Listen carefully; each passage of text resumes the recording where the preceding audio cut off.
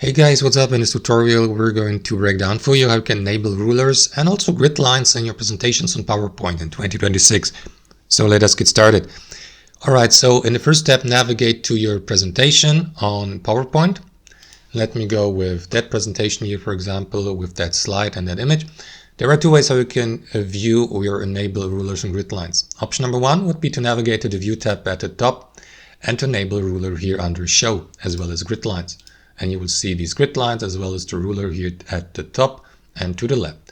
That's option number one. You may also navigate to the Draw section and use the ruler here, for example, and use a ruler like that, for instance, and even rotate it if you like.